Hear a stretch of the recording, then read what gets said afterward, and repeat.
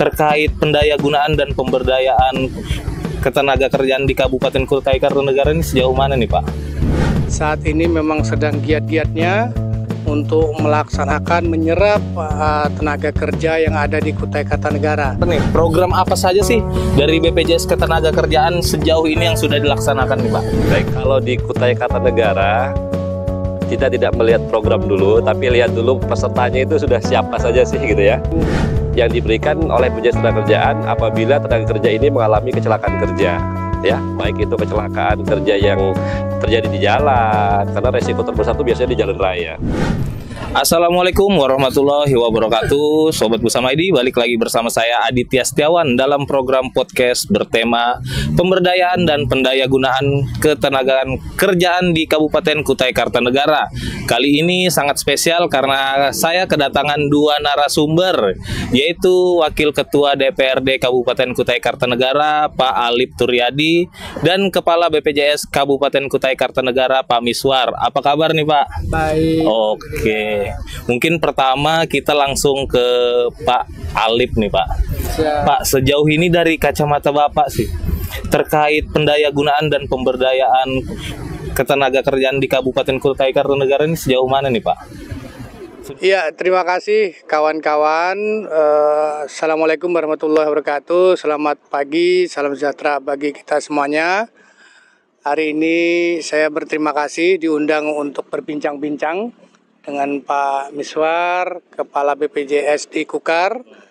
Tentu kalau kita bicara kacamata tenaga kerja, pemerintah Kabupaten Kutai Kartanegara saat ini memang sedang giat-giatnya untuk melaksanakan menyerap tenaga kerja yang ada di Kutai Kartanegara. Terbukti dengan APBD kita kemarin dari 2023 itu kita sahkan sekitar 11,8 triliun. Di mana di dalamnya banyak hal-hal dan kegiatan-kegiatan yang menyangkut dengan ketenaga kerjaan dan sumber daya yang ada di Kutai Kartanegara tentunya. Itu harapannya bahwasanya APBD ini bisa mendongkrak menyerap seluruh sebagian tenaga-tenaga kerja yang memang sangat dibutuhkan di Kutai Kartanegara, Dek. Iya. Untuk efektivitasnya nih Pak, sesuai dengan Perda nomor 8 tahun 2019 tentang perubahan pertama itu, efektivitasnya gimana Pak sejauh ini? Tentu terkait dengan perda yang kita godok, yang kita buat, tentu ini untuk melindungi tenaga-tenaga kerja lokal, untuk melindungi dan mengefektifkan masyarakat kita untuk lebih bisa partisipasi lagi, lebih produktif lagi tentunya dengan perda tersebut. Dan perda itu pun juga sudah kita sosialisasikan kepada masyarakat. Tinggal nanti masyarakat kita bisa meraih kesempatan ini dengan sebaik-baiknya tentunya. Iya. Untuk penyelenggaraannya sendiri Pak, itu sudah berjalan terkait perdanya ini? Oh tentu, perda ini setelah disosialisasikan dan diterima oleh masyarakat, tentu secara efektif dan efisien segera sudah dilaksanakan malahan itu. Sudah dilaksanakan, tinggal nanti evaluasinya saja lagi. Sampai sejauh mana indikator-indikator yang kita jadikan parameternya, itulah keberhasilan dari penyerapan tenaga kerjanya. Jadi kalau perda itu lebih kepada melindungi masyarakatnya. Ya, nanti ada yang namanya masyarakat pekerja rentan dan sebagainya, nanti Pak Miswar yang akan menjelaskan itu. Siap. Berarti selama terselenggaranya ini nanti akan ada dilakukan evaluasi Pak ya? Oh iya, itu. Tentu. Jadi setelah perda ini kita buat, perda ini dilaksanakan di masyarakat, kita akan punya parameternya, kita evaluasi sampai sejauh mana efektivitasnya. Nah itu nanti akan terlihat gitu ya. Siap. Dan ini Pak, bagaimana dengan pemerataan kesempatan kerja dan penyediaan tenaga kerja yang sesuai kebutuhan pembangunan daerah nih di Kabupaten Kukar? Iya, tentu kalau bicara pemerataan, masyarakat kita berharap dan pemerintah pun juga berharap bahwa kesempatan yang ada di Kutai Kartanegara sebaik-baiknya prioritas dipergunakan oleh masyarakat etam, masyarakat Kutai Kartanegara. Terutama para lulusan-lulusan dari dari universitas, dari SMA yang baru lulus, masa-masa produktif mereka itu kita arahkan dengan adanya regulasi-regulasi peraturan-peraturan daerah yang kita buat itu. Iya. Apalagi kan kita saat ini menjadi salah satu mitra strategis IKN nih Pak. Betul sekali. Nah, apa saja langkah yang sudah didorong dari legislatif nih Pak, terutama dari Bapak sendiri Pak? Ya, tentu dengan adanya IKN, salah satu dorongan bagi kita agar masyarakat kita punya kesempatan yang lebih luas lagi. Banyaknya kegiatan-kegiatan yang dilakukan, kegiatan infrastruktur yang dilakukan oleh pemerintah, baik skala nasional maupun daerah, itu memang semuanya kesempatan-kesempatan yang kita arahkan kepada masyarakat kita. Insya Allah dengan IKN ini justru lebih menumbuh kembangkan produktivitas masyarakat untuk lebih berkarya lagi. Oh, oke. Berarti Iya. dari pihak legislatif terus mendorong Terus agar mendorong. lebih berkontribusi Pak ya. Betul. Oke, siap. Dalam hal ini Pak, perlindungan tenaga kerja nih Pak. Kan sejauh ini banyak masukan dari masyarakat bahkan aduan terkait perlindungan tenaga kerja. Ini menurut Bapak implementasinya bagaimana Pak? Iya, betul. Jadi belajar dari pengalaman yang terdahulu, maka pemerintah Kabupaten Kutai Kartanegara pun juga bekerja sama dengan Pak Miswar, Kepala BPJS di Kutai Kartanegara. Bagaimana mengimplementasikan dan melindungi para pekerja-pekerja kita, khususnya para pekerja lokal ini, agar mereka lebih produktif lagi, berkonsentrasi lagi, bahwa mereka juga tetap dalam bekerja itu terlindungi dengan hak-haknya. Iya.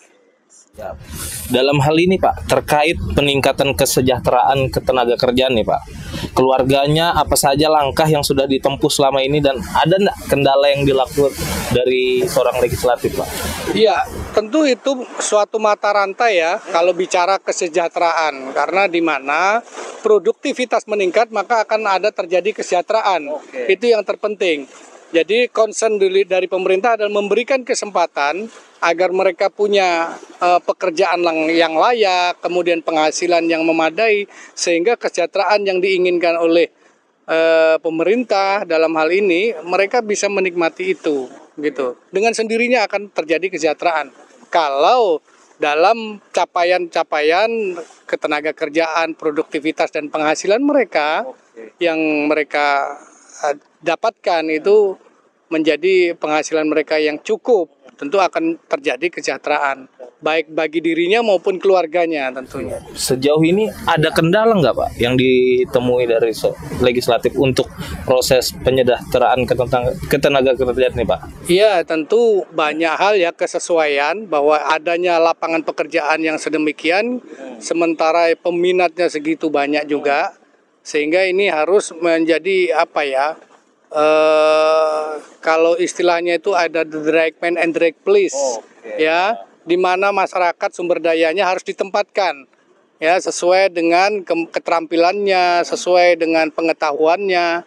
Jadi tidak sembarang juga mereka hanya untuk mencari tenaga kerja sementara bekal dan kemampuannya tidak di bidang itu.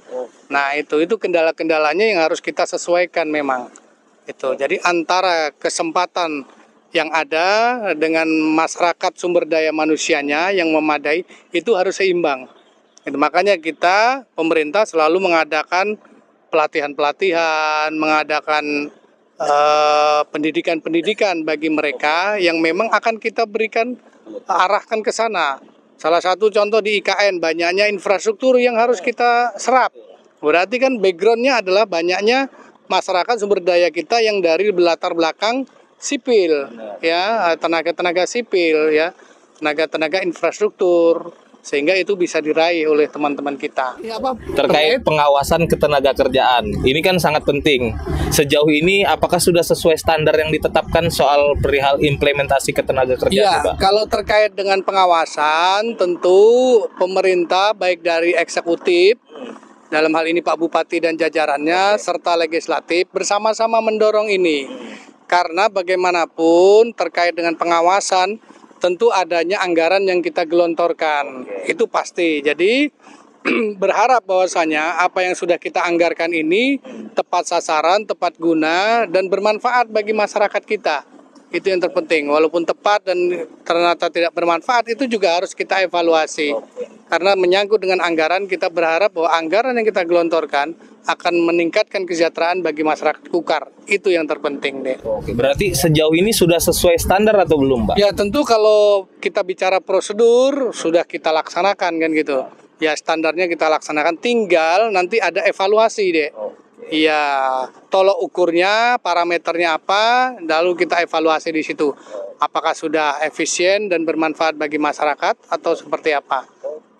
Tujuannya adalah peningkatan ekonomi masyarakat kita. Tujuan utamanya Tujuannya di situ kesejahteraannya. Oke, siap. Terima kasih banyak Pak Alif Oke. Turyadi. Oke, Sobat Busama ID, jadi itu merupakan paparan dari Wakil Ketua DPRD Kabupaten Kutai Kartanegara, Pak Alif Turyadi. Mungkin kita langsung saja beralih kepada ini, Pak Miswar sudah lama nih nunggu. Oke, Pak. Terkait operator jaminan ketenagakerjaan, Pak ya, BPJS Ketenagakerjaan, Pak Miswar nih, program apa saja sih dari BPJS Ketenagakerjaan sejauh ini yang sudah dilaksanakan nih, Pak? Baik, terima kasih. Assalamualaikum warahmatullahi wabarakatuh. Yang kami hormati Pak Alif Turyadi, Wakil Ketua DPRD Kukar. Yang kami hormati teman-teman Busama ID semua. Baik, program tadi ditanya Mas Hafid Ya, tadi. program BPJS Ketenagakerjaan di Kukar sejauh ini apa saja nih yang sudah dilaksanakan?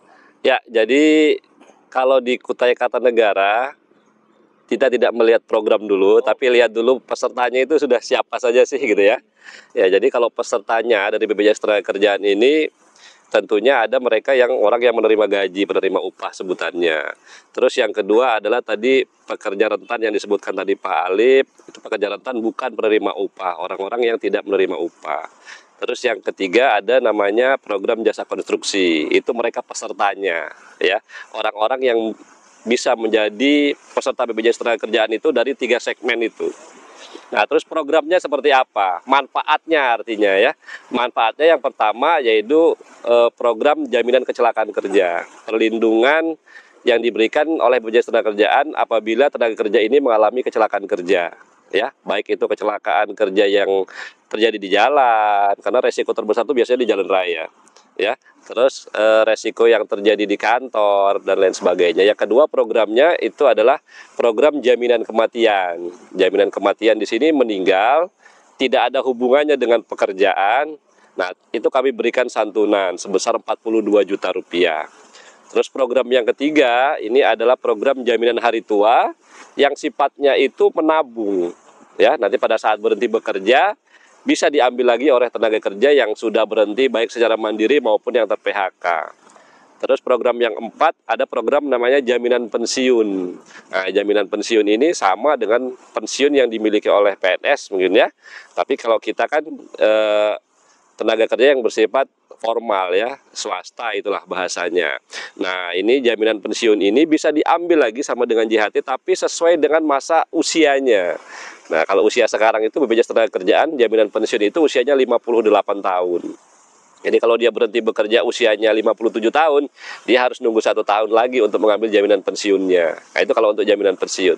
Terus yang program yang terakhir adalah jaminan kehilangan pekerjaan. Nah, ini program yang terakhir baru dimulai bulan Februari tahun 2022 kalau tidak salah.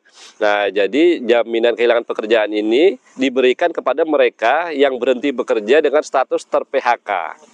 Iya, bukan karena masa kontraknya habis, bukan karena keinginan sendiri, tidak. Tapi karena memang posisi mereka itu terkena PHK. Nah, itu program BPJS Ketenagakerjaan dan manfaatnya tadi. Pak, dari Bapak sendiri melihat di tahun 2023 ini adakah peningkatan peserta dari BPJS Ketenagakerjaan nih, Pak? Kalau peningkatan peserta, saya pikir dari tahun ke tahun itu selalu ada peningkatan. Kenapa selalu ada peningkatan? Kesadaran masyarakat, ya, kesadaran masyarakat. Artinya tadi yang disampaikan Pak Alif, ada pekerja rentan, gitu ya. Nah, itu selain di penganggarannya oleh pemerintah daerah, terus masyarakat yang kita sudah sosialisasi, itu secara mandiri mendaftar ke BPJS Ketenagakerjaan. Dan kita sudah menyediakan kanal-kanal untuk mereka mendaftar sendiri, karena wilayah Kukar ini yang sangat luas, tidak mungkin mereka datang ke Kukar untuk mendaftar, gitu ya. Jadi Saya terima kasih pada Pak Alif kemarin kita sosialisasi di Sebulu gitu ya. Kita sampaikan ke kepala desa kalau mereka mau mendaftar pedagang-pedagang misalnya, itu bisa ke kantor pos terdekat, bisa kantor pegadaian bisa. Nah, atau channel-channel lain, kanal-kanal lain yang ada di aplikasi, misalnya Jam Sostek Mobile BPJS Tenagakerjaan itu bisa. Jadi ya secara tidak langsung pasti mengalami peningkatan. Terkait juga dengan perusahaan-perusahaan yang sudah terdaftar di KUKAR gitu kan, itu biasanya akan menambah ya. Kalau tidak ada isu-isu misalnya tambang yang harganya turun, sawit yang harganya turun, nah itu biasanya mereka terjadi penambahan tenaga kerja itu. Oke, Pak, mungkin bisa disampaikan ke Sobat Busama ID nih terkait besaran iuran BPJS nih Pak tahun 2023. Jadi kalau ditanya iuran BPJS tahun 2023, nah itu kita tidak ada bahasanya peningkatan iuran tiap tahun, tidak ada Pak. Jadi iuran BPJS ini kan dihitung berdasarkan persentase. Jadi jaminan kecelakaan kerja itu dari 0,24 sampai 1,74 ya. Itu ada resiko terendah sampai resiko tertinggi. Kalau kayak tambang itu 1,74%. Nah, itu tidak akan berubah iurannya kecuali upahnya berubah ya. Jaminan kematian itu 0,3% tidak pernah berubah ya. Terus jaminan hari tua itu 2% sama 3,7% itu tidak berubah. Jaminan pensiun itu 1% sama 2% tidak pernah berubah. Jadi yang berubah karena kita ini setiap tahun bulan November itu ada pengetukan palu untuk upah UMK tahun depan ya Pak ya. Nah itu secara otomatis iurannya berubah. Tapi yang berubah itu bukan jumlah iuran sesuai dengan peraturan undang-undangnya, tapi upahnya yang berubah gitu. Karena upahnya berubah, jadi iurannya pasti berubah gitu. Pak Miswar, terkait program BPJS nih, Ya. dengan Pemkab KUKAR kan telah bekerja sama pada 29 Oktober 2021 Ya. terkait pekerja rentan yakni ya perangkat desa, Ya. aparatur anggota permusyawaratan desa dan RT nih Pak. Ya. Sejauh ini implementasinya sudah sampai mana Pak? Ya, sampai dengan saat ini kalau untuk dari non-ASN sendiri seperti aparatur ya, non-ASN atau honor, RT, BPD itu sudah tercover semua oleh perlindungan yang dilakukan oleh Pemkab KUKAR ya sejak tahun 2021.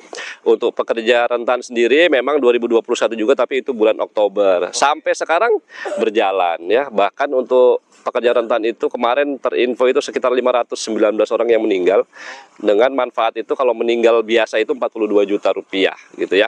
Nah ini semuanya berjalan ya. Iurannya juga lancar kan, berjalan itu kita bahasakan iurannya lancar, berarti lancar ya, berjalan itu programnya.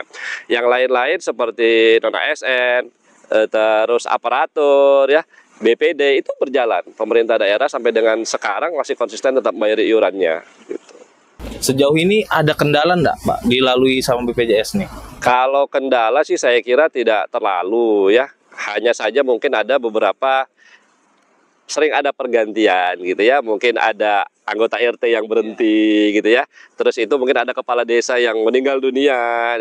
Nah, itu biasanya terinfonya saja yang ke kami kadang-kadang terlambat dari PMD pemerintah desa. Nah, itu kan kasihan akhirnya yang terbaru ini jadi terlambat untuk dilindunginya gitu. Mungkin bisa ditegaskan lagi sekali Pak terkait fasilitas tadi, kerjasama tadi apa saja sih yang di cover dari itu Pak? Ya, jadi pemerintah KUKAR telah memberikan pelindungan kepada tenaga kerja non-ASN maupun pekerja rentan ini 2 program, yaitu program jaminan kecelakaan kerja dan jaminan kematian ya. Nah, jadi itu yang dilindungi sampai dengan sekarang berjalan sudah sekitar 3 tahun 4 tahun lah ya. Nah, itu sudah terlindungi program kecelakaan kerja dan kematian itu. Oke, Sobat Busama ID mungkin sudah jelas semua nih yang dipaparkan dari Pak Miswar dan juga Pak Alif Turyadi. Mungkin ini kita sudah memasuki sesi akhir nih Pak. Mungkin ada closing statement kah dari Pak Alif dulu mungkin terkait ketenaga kerjaan sejauh ini sudah sampai mana juga, dan untuk pesan-pesan terhadap tenaga kerja di luar sana nih Pak, terutama di Kabupaten Kutai Kartanegara. Mungkin ada closing statement dari Pak Alif. Iya. Oh, boleh Pak. Baik. Iya, baik, terima kasih. Tentu hai warga masyarakat Kutai Kartanegara, dengan adanya regulasi yang diberikan oleh pemerintah, yang digodok oleh DPRD Kabupaten Kutai Kartanegara, tentu ini semata-mata adalah untuk melindungi kesejahteraan, kemampuan masyarakat untuk lebih berkarya lagi, lebih produktif lagi di Kutai Kartanegara. Tentu dengan perangkat-perangkat yang sudah kita siapkan, jaminan kecelakaan, jaminan kematian, dan sebagainya. Itu adalah program-program yang diberikan oleh pemerintah agar masyarakat kita terlindungi dengan baik. Baik itu masyarakat dengan tenaga kerja rentan yang kita sebutkan tadi, dan sudah tersosialisasikan dengan baik ke masyarakat, tentu agar kiranya ini bisa dimanfaatkan sebaik-baik mungkin, dan tentunya kita berharap bahwa masyarakat Kutai Kartanegara akan lebih sejahtera lagi. Ya. Oke, terima kasih Pak Alif atas closing statementnya. Boleh lanjut ke Pak Miswar nih Pak. Closing statement dari Pak Miswar terhadap tenaga kerja di Kabupaten Kutai Kartanegara dan ya program Bapak tentunya.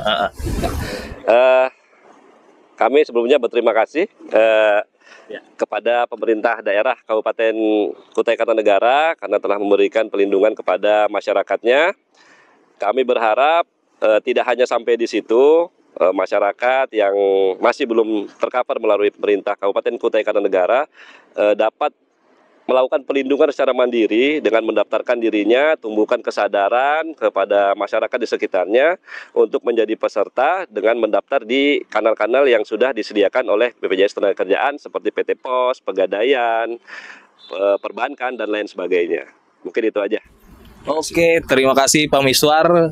Berakhir sudah podcast kita hari ini Pak. Tentu Sobat Busama ID terus sehat dan jangan lupa bekerja dengan baik. Semoga kesejahteraan ketenagaan kerja kita terus terjaga. Otomatis kita pasti punya sejahtera untuk provinsi bahkan Kabupaten Kutai Kartanegara gitu Pak ya. Saya Aditya Setiawan, Pak Alif Turyadi, dan Pak Miswar pamit undur diri. Assalamualaikum warahmatullahi wabarakatuh.